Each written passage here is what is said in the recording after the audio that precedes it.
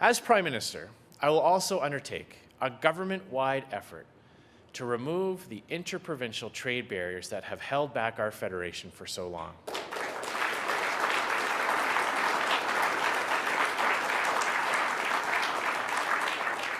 These barriers prevent the free flow of people and goods and services across provincial borders, and they cost our economy untold billions of dollars. They make it more expensive to run a business. They hurt consumers with higher prices and less competition, and frustrate big dreaming innovators who want to change the world. We are missing out on a whole new frontier of opportunity and prosperity.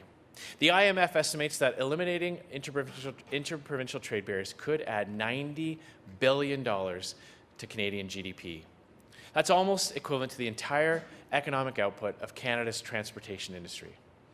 This is so frustrating and breaks my heart. Think of all the people we could lift out of poverty and help get ahead in life if we simply got government restrictions out of the way. And right now is the moment to tackle this.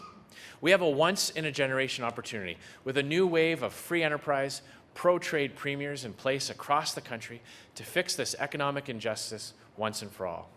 And that is why in the first 100 days of a new Conservative government, I will convene a First Minister's meeting with internal trade at the very top of the agenda.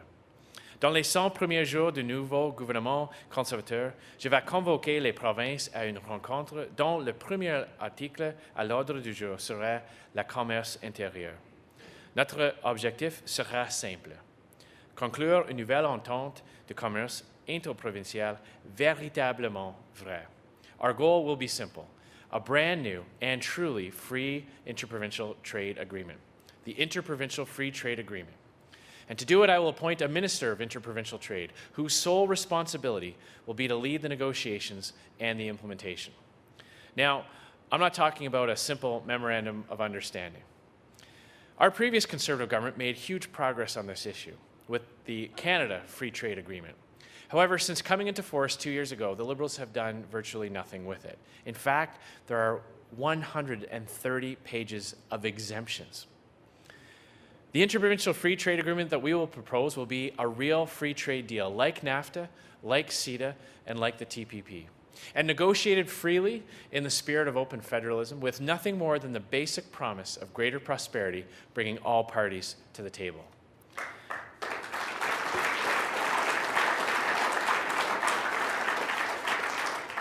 It will be a huge step forward, well beyond the current agreement. Because about the current agreement, despite its name, there's nothing free about it, and Justin Trudeau hasn't lifted a finger to fix it. But our proposal will be comprehensive, and it will be approached in the same way that we approach international trade deals, with professional commissioners and negotiators, and it will have the full support and capacity of the federal government behind it. Canadians have sat across from some of the toughest international trade negotiators in the world. And we've been able to strike deals with the likes of Chile, Japan, the United States, and the European Union. Surely we can do the same within our own borders.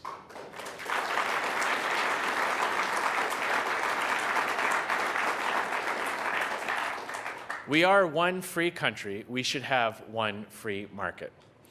The Fathers of Confederation enshrined this principle into our very first Constitution. Section 121 of the British North America Act states, quote, all articles of the growth, produce, or manufacture of any one of the provinces shall, from and after the Union, be admitted free into each of the other provinces. But tell that right now to the brewer in Fredericton, who has to pay for a second inspection if he wants to sell his beer in another province. Or the Alberta rancher who needs a federal inspection of her beef if she wants to sell it one province over, even though she's already passed a provincial inspection. Or the journeyman welder from Saskatchewan who has to jump through more hoops than a circus tiger to earn a living in another part of the country. This is a betrayal of our founding values, and I intend to make it right. In 1861, with Confederation still 6 years off in the distance, Sir John A. Macdonald said of Canadian Union, "We are a great country and shall become one of the greatest in the universe if we preserve it. We shall sink into insignificance and adversity if we suffer it to be broken." Some 158 years later, I stand before you to say that I am ready to stand for our union and to reimagine it for the 21st century and beyond based on 3 simple pledges.